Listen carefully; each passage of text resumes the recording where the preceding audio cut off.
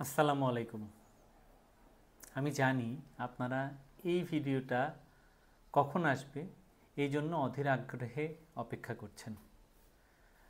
অনেকেই ভাবছেন কি এমন বলবে জাহিদ ভাই যাতে আমার ব্যবসা যুগ যুগ টিকে যাবে, কিংবা কি এমন ফর্মুলা জাহিদ ভাই নিয়ে আসছে যে ফর্মুলাতে নেক্সট জেনারেশন থেকে নেক্সট জেনারেশন ব্যবসা করে যাবে। ভাই, ফর্মুলাগুলো আপনার চোখের সামনে প্রচুর উদাহরণ আছে, কিন্তু আপনি চোখ থাকিতে অন্ধ। এই একটা অবস্থা। এই অবস্থার কারণে যেটা হয়েছে যে আমাদের এই ব্যবসাগুলো চোখের সামনে ঘুরে ফিরে বেড়াচ্ছে, কিন্তু আমরা নিজেরা নিজেদের কমফোর্ট জোন ছেড়ে ওই ব্যবসাগুলোতে যেতে পারছি না। কারণ আমরা একটু টেকনোলজি শিখে গেছি, আমরা একটু ফেসবুক নামক একটা টুলের সাথে পরিচয় হয়েছি, আমরা ওয়েবসাইট করতে শিখছি। সো আমাদের কি হচ্ছে, আমাদেরকে দিয়ে না গতানুগতিক ব্যবসাগুলো কোনোভাবে হচ্ছে না। কিন্তু এই গতানুগতিক ব্যবসাগুলোই কিন্তু বছরের পর বছর, যুগের পর যুগ, বলতে পারেন 100 বছর ধরেও অনেক ব্যবসা টিকে আছে। কিন্তু আপনি আমি ব্যবসা শুরু করতেছি, করার পরে 1 বছর পরে নতুন আরেকটা শুরু করি, আরেক বছর যায়, ওইটা সাকসেসফুল, ওইটা ফেল করে, আরেকটা নতুন চিন্তা মাথায় ঢোকে। কারণ কি, আমরা ভাবতেছি না যে এই বিজনেসটা আসলে লং টার্মে সাস্টেইনেবল কি না। আমরা ভাবতেছি কি কুইক রিটার্ন, কুইক মানি, লো ইনভেস্টমেন্ট, আমরা মোটামুটি একটা কিছু চাই। আমরা সবাই পকেটে ক্যাশ ফ্লো চাই ব্যবসা শুরু করার খুব তাড়াতাড়ি সময়ের মধ্যে। এই একটা কমন ভুলের কারণে আমরা একটা বড় রেভিনিউ কিংবা বিগ পিকচার আমরা যেটাকে বলি, সেইটাকে কিন্তু সবসময় অ্যাভয়েড করে যাচ্ছি। তাহলে আপনার যদি একটা ব্যবসা করতে হয়, সেই ব্যবসাটা কি ব্যবসা হবে এটা কিন্তু আমি জানি না, আপনি জানেন।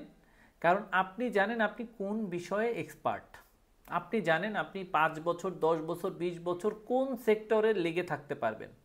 আমি জাহিদ, আমি আমার আচারের ব্যবসা শুরু করেছিলাম 2015 সালে। দেখেন, আমি 9 বছর ধরে আচারের ব্যবসা নিয়ে আছি, এবং আমি জানি আমি আরও অন্তত 20 বছর নিজে সরাসরি এই ব্যবসাটায় সময় দিব। তো মানে আমার কাছে আমার ভিশন, মিশন, গোল সব পরিষ্কার। এবং এর মাঝখানে আমি কি করব, আমার সন্তানকে এই ব্যবসাটা শেখানোর জন্য আপ্রাণ চেষ্টা করব, যাতে করে আমার অবর্তমানে আমার ব্যবসাটার হাল আমার সন্তান ধরতে পারে। Same thing goes to you. আপনার এমন কি ব্যবসা আছে যে ব্যবসাটা আপনি চলে গেলে আপনার পরবর্তী প্রজন্ম ইন্টারেস্ট ফিল করবে করার জন্য। যদি আপনার পরবর্তী প্রজন্ম ইন্টারেস্ট ফিল না করে, তাহলে তো সেই ব্যবসাটা করে আলটিমেটলি আপনাকে যেটা হচ্ছে, পরের প্রজন্মকে আবার নতুন করে কেরিয়ার শুরু করতে হচ্ছে। যেরকম আপনি, আমি, আমরা কেরিয়ার যারা চাকরিজীবী ফ্যামিলির থেকে আসছি, এবং আমাদের পরিবার চাইতো আমরা ব্যবসা না করে চাকরি করি, তারা আমরা একটা ব্যবসায়িক পরিবেশ তৈরি করছি এবং নিজেরা ব্যবসার সাথে যুক্ত হয়েছি। কিন্তু আমাদের নেক্সট জেনারেশন যদি আমাদের এই ধারাবাহিকতা ধরে না রাখতে পারে, তাহলে কি হবে? তাহলে আমাদের এই পুরো কষ্ট করা, এই পুরা যে আমরা দৌড়াইলাম, রাত দিন এক করে ফেললাম, রাত জেগে থাকলাম, সমস্ত কৃত বৃথা গেল। বিকজ আপনার পরবর্তী প্রজন্ম এই বিজনেসটা ক্যারি ফরওয়ার্ড করে নিয়ে যেতে ইন্টারেস্টেড না, চায় না, কিংবা আপনার এই বিজনেসটা তখন আর সমাজের কোনো কাজে আসবে না। তাহলে বলতে পারেন যে জাহিদ ভাই অনেক কিছু তো বললেন, ব্যবসাটা কি? দেখেন, আপনাকে আইডেন্টিফাই করতে হবে মানুষের বেসিক নিড। মানুষের বেসিক নিড কি কখনো শেষ হবে? বেসিক নিড কখনো শেষ হবে না। অন্ন, বস্ত্র, বাসস্থান, শিক্ষা, চিকিৎসা, এগুলো আমরা জানি যে মানুষের বেসিক নিড, তাই না? এর মধ্যে আবার কিছু আছে মানুষের অনেক পয়সা হইলে খায়, কিছু আছে মধ্যবিত্তের খাবার, কিছু আছে ধনির খাবার। সেই ডিসকাশনে আজকে না যাই, এত ডিপে গেলে এই ভিডিওটা কয়েক ঘন্টা বকবকানি হবে। ভিডিওটার রেজাল্ট কিন্তু খুব আপনারাও বোর্ড হবেন। সো পৃথিবী আসলে কি চাচ্ছে এটা আপনাকে বুঝতে হবে। পুনর্ব্যবহারযোগ্য জ্বালানি, এটা পৃথিবী চাচ্ছে। এখন আমরা হয়তো বা পুনর্ব্যবহারযোগ্য জ্বালানিতে যেতে পারবো না, পুনর্ব্যবহারযোগ্য প্লাস্টিক, এটা কিন্তু পুরা পৃথিবীতে এখন একটা ডিমান্ড যে যদি আমরা প্লাস্টিক কিছু করি সেটা হয়তো হবে পুনর্ব্যবহারযোগ্য অথবা প্লাস্টিকটাই পেরিশেবল হইতে হবে, ইকো ফ্রেন্ডলি প্লাস্টিক। তো এটা একটা ইনোভেটিভ আইডিয়া এবং পুরো পৃথিবীতে এটার একটা চমৎকার ডিমান্ড আছে। ডিমান্ড সাপ্লাইয়ে একটা বড় গ্যাপ আছে। যদি কেউ এই ব্যবসাটায় এখন ঢুকে লার্জ স্কেলে প্লে করতে পারেন, there is a lot of scope. আমি একটা স্কোপ বললাম, এখন এই স্কোপটাতে আমি বললাম যে আমার আইডিয়াগুলোতে শর্টকাট নাই। It require a lump sum amount of investment, it required your time, it's required your research. আপনাকে হয়তো বা কোনো কোনো ক্ষেত্রে ট্রেনিং নিতে হবে, অনেক বই পড়তে হবে, কারণ আমি শর্টকাটে টাকা ইনকামের কোনো পথ আমার জানা নাই এবং পছন্দ করি না। কি হইতে পারে? হ্যাঁ, একটা কোচিং সেন্টারের ব্যবসা একসময় বুম করছিল, এখন নাই। কিন্তু এডটেক অর্থাৎ এডুকেশন টেকনোলজি, এইটার একটা চাহিদা দিন দিন দিন দিন বেড়েই চলছে। সো আপনারা যদি কেউ এডুকেশন টেকনোলজি নিয়ে কাজ করতে আগ্রহী হন, সেক্ষেত্রে যদি শুধু একটা বিজনেসে ফোকাস করে লং টার্মে করতে চান, education technology is a good choice আমি মনে করি। কারণ এই মার্কেটটা অনেক বড় এবং মার্কেটে প্লেয়ার এখনও অনেক কম।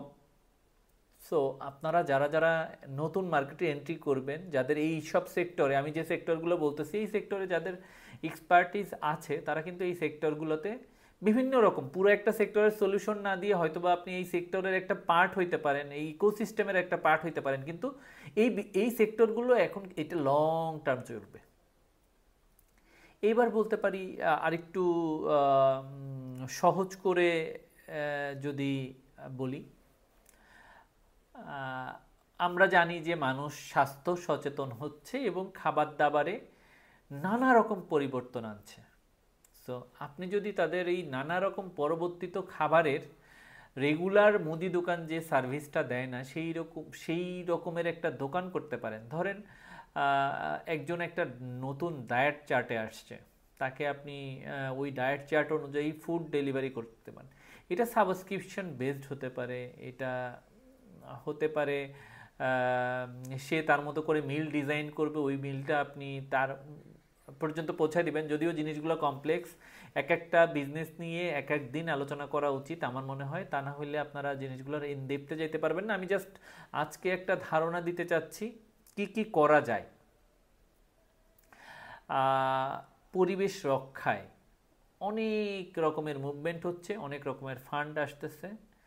তো আপনার যদি মনে হয় যে আপনি রিনিউয়েবল এনার্জি, যেটা বলতে পারেন সৌরশক্তি নিয়ে কাজ করতে চান, সৌর বিদ্যুৎ নিয়ে কাজ করতে চান, সৌর বিদ্যুতের কিছু ইনোভেশন আনতে চান, এটা কিন্তু পৃথিবীতে নেক্সট প্রজন্মর, আমরা মনে করি যে মানুষ এক সময় তেল এবং কয়লা দিয়ে বিদ্যুৎ উৎপাদন বন্ধ করে দিতেই হবে, পৃথিবীকে বাঁচাইতে হলে এটা করতেই হবে।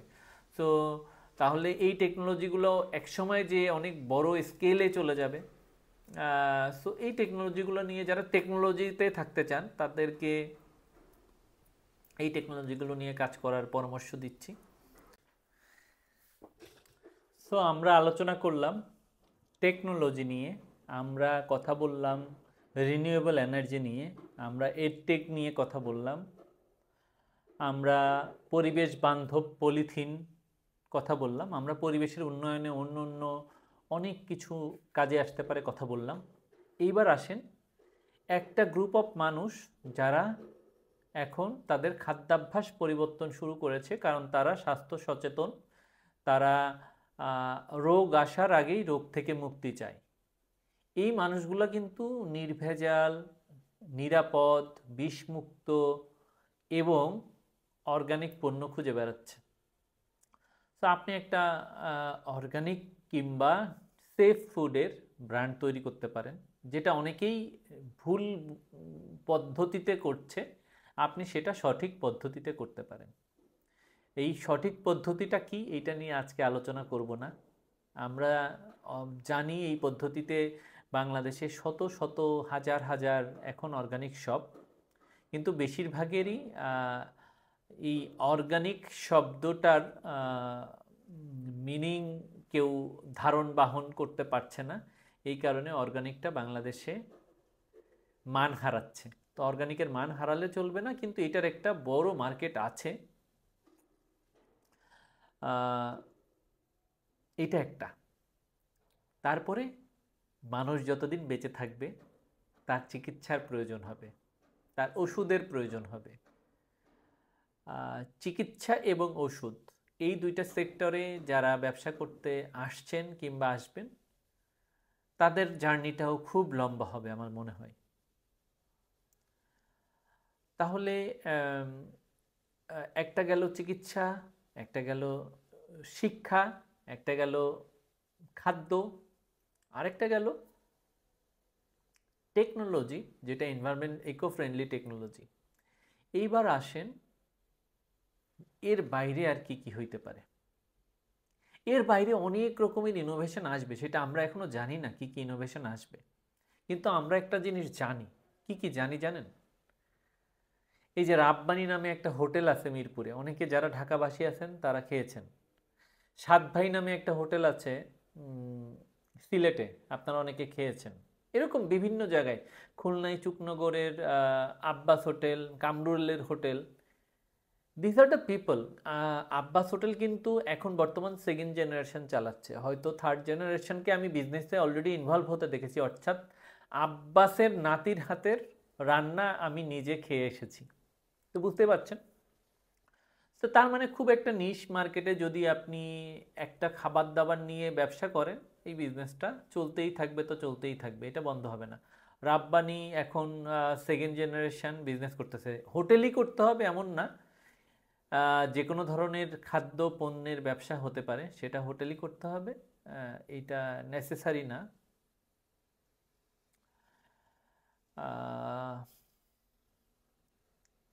এরপরে মানুষ বিভিন্ন সময় ট্যুরে যাচ্ছে, ট্রাভেল করতেছে, বিভিন্ন নতুন জায়গা এক্সপ্লোর করতেছে।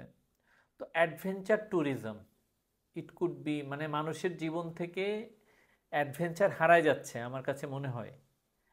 এটা আমার নিজের প্রেডিকশন। এবং বলতে পারেন এইটা যদি আপনারা, এই ফিল্ডটা অনেকে শুরু করছে, এবং যারা শুরু করেছে তারা দে আর আর্নিং মাচ মানি, আমি জানি। যেরকম আপনি একটা রিসোর্টে যাবেন, সেই রিসোর্টে যে আপনি যে মাছ ধরবেন সেই মাছ আপনাকে রান্না করে দেওয়া হবে। যদি আপনি মাছ ধরতে না পারেন তাহলে আপনাকে খুব বেশি একটা মানে আপ্যায়ন করবে না ওই রিসোর্ট। তো এরকম বেশ কিছু মানে আইডিয়ার মধ্যেই রিসোর্টেরই ব্যবসা, রিসোর্টের ব্যবসার মধ্যে কিছু ইনোভেশন আনতে হবে, যেখানে মানুষের এক্সাইটমেন্টটা আছে। কারণ তাকে যদি আপনার উদ্যোগের সাথে এনগেজ না করতে পারেন, সে আসলো আপনার রিসোর্টে এসে ঘুম দিল, পরের দিন ঘুম থেকে উঠলো চলে গেল, আপনার এখানে কোনো অ্যাক্টিভিটি নেই, তার কাছে অ্যাকচুয়ালি আপনার এখান থেকে নিয়ে যাওয়ার মতো কোনো গুড মেমোরি থাকলো না। সো গুড মেমোরি রাখার জন্য এরকম কিছু অ্যাক্টিভিটিস, ফান, এগুলো দরকার আছে আমার মনে হয়। আমার কাছে আরও মনে হয় আগামী কয়েক বছরে, আপনারা জানেন গত 3-4 মাস 6 মাস কৃষি পণ্যের দাম নিয়ন্ত্রণের বাইরে।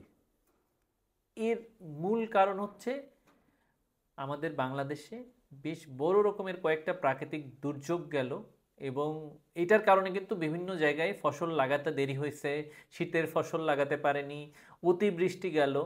তো এটার কারণে আমাদের ফসল উৎপাদন কম হয়েছে। আর এদিকে আমাদের দেশে একটা 18 কোটি জনসংখ্যার একটা দেশ, তো এটা ম্যাসিভ। তো এই 18 কোটি মানুষের খাদ্য, যে কোনো একটা খাদ্য নিয়ে যদি আপনি কাজ করেন, সেই খাদ্যটার দাম ধীরে ধীরে বাড়বেই। তো যদি কেউ কৃষিতে উৎপাদনের সাথে যুক্ত হয়ে সেইটা একবারে সরাসরি ভোক্তা পর্যন্ত পৌঁছানোর একটা রোডম্যাপ নিয়ে কাজ করতে পারেন, এটার একটা লম্বা সময় আপনি একটা বেনিফিট পাবেন। বিদেশে বিভিন্ন দেশে কিছু ফার্ম আছে, যে ফার্মে যেয়ে নিজের পছন্দ মতো জিনিসপত্র হারভেস্ট করা যায় এবং ওই যেগুলো আপনি হারভেস্ট করেছেন ওইগুলো চেক আউট করার সময় ওই হারভেস্ট করা ফল মূল যাই আপনি হারভেস্ট করেছেন ওদের কাউন্টারে মেপে টাকা দিয়ে চলে আসা যায়। তো যদি আপনারা শহরের আশেপাশে এই ধরনের প্রজেক্ট করতে পারেন, এইটা একটা হতে পারে কৃষি উৎপাদন কেন্দ্র, সেই সাথে একটা মানুষের ঘুরতে আসার জায়গা এবং এই কৃষিতে আপনার পণ্য এক্সপেরিয়েন্স করার একটা জায়গা। মানুষ কিন্তু ফসল লাগানোর থেকে তুলতে বেশি পছন্দ করে, এটা কৃষক বলেন আর আমরা গ্রাহক বলেন। তো গ্রাহককে যদি নিজের ফসল নিজে তুলতে দেন 2 টাকা বেশি নিলে কেউ আপত্তি করবে না। এরকম নানা রকমের ব্যবসা আছে। সিজনাল ব্যবসা আমি এইবার বলতেছি কি কি করা যাবে না। একটা ব্যবসা যেটা সারা বছর ডিমান্ড নাই, একটা ব্যবসা যেটা কয়েকদিন থাকে কয়েকদিন থাকে না, একটা ব্যবসা যেটা বিজ্ঞাপন ছাড়া চলেই না, এরকম ব্যবসাগুলোতে আমি সবসময় মানুষকে ডিসকারেজ করি। কারণ এইগুলাকে বলা হয় পুশ সেল, অর্থাৎ এইটার মার্কেটে তেমন কোনো ডিমান্ড নেই, আপনি আপনার প্রয়োজনে জোর করে সেটা বিক্রি করতেছেন। তো মানুষের প্রয়োজনীয় জিনিস, দরকারি জিনিস বিক্রি করেন, মানুষ আপনাকে খুঁজে নিবে। আর যদি আপনি দরকারি জিনিস বিক্রি করতে না পারেন, মানুষ আপনাকে ভুলে যাবে। এটাই বাস্তবতা। এই কঠিন বাস্তবতা মেনে নিতে হবে, মেনে নিয়েই পথ চলতে হবে। তো আপনারা কে কোন ইন্ডাস্ট্রিতে এক্সপার্ট এবং কে কী করতে চান ভবিষ্যতে, সেইটা যদি কমেন্ট করেন এবং কে কে পরের সেশনে আমার সাথে লাইভে অংশগ্রহণ করতে চান সবাই একটু কমেন্ট করবেন। তাহলে আমরা নেক্সট সেশনে আমরা আপনাদের মতামত সহ একটা লাইভ ভিডিও করতে পারি। সেই লাইভ ভিডিওটা বা জুম মিটিংটা আমরা পরবর্তীতে একটা লার্নিং লেসন ফর আদার্স হিসাবে প্রচার করলাম। ভালো থাকবেন সবাই, সুস্থ থাকবেন, নিরাপদে থাকবেন এবং আপনার আগামীর পথ চলা সুন্দর হোক। আসসালামু আলাইকুম।